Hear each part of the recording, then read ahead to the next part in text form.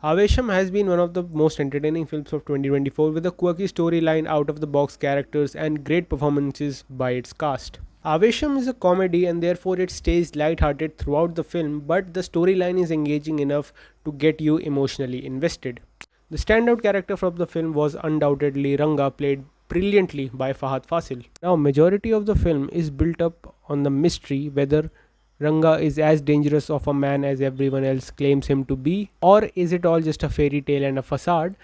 The final act of the film reveals that Ranga is everything that everyone has said he is. What makes Ranga fascinating as a character and Avesham fascinating as a film is the clear misdirection in writing by the writer Jeetu Madhavan.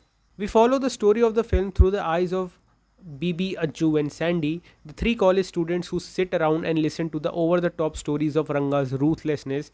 But as the film progresses, the three of them lose faith in the man, as they notice that Ranga's actions and attitude do not align with his ruthless persona that everyone creates through their stories. And throughout the film, we also notice that Ranga has a soft corner for the members of his gang as well as for the three college kids.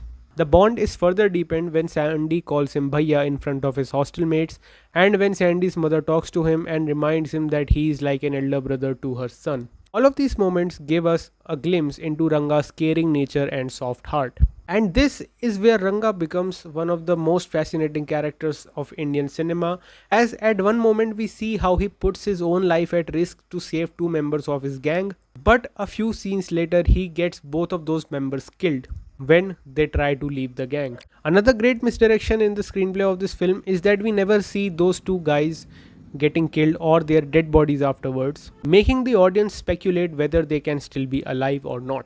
But we never see those two boys again, hence it's fair to assume that they got killed. By the end of the film, we find out that yes, Ranga indeed is a hyper-violent man with a lot of blood on his hands. This makes us wonder, what is Ranga?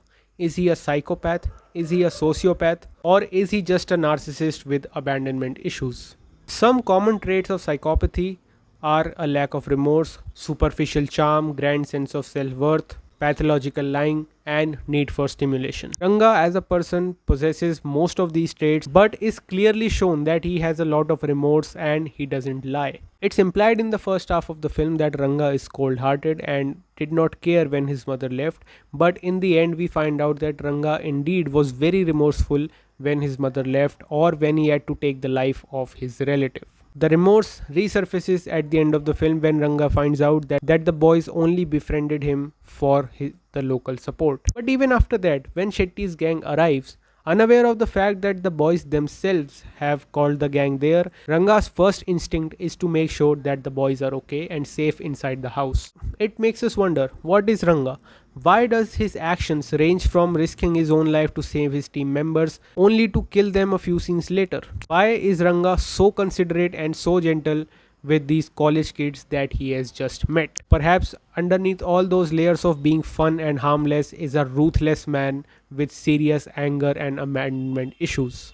Perhaps his mother walking out of his life left a deep impact on his psyche, and all of this fun exterior is just a facade, just a coping mechanism to deal with the loss of his mother, which sort of explains Ranga's emotional moment right after talking to Sandy's mother. Happy ആണോ?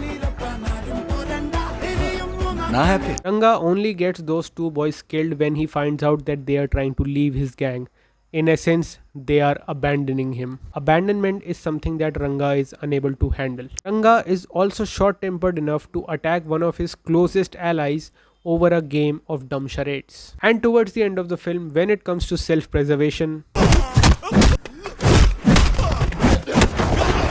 Ranga also has a few traits of sociopaths, but he's neither a complete sociopath nor a complete psychopath. And this inability of the audience as well as the characters inside the film to understand what Ranga is makes Ranga a very unpredictable and fascinating character.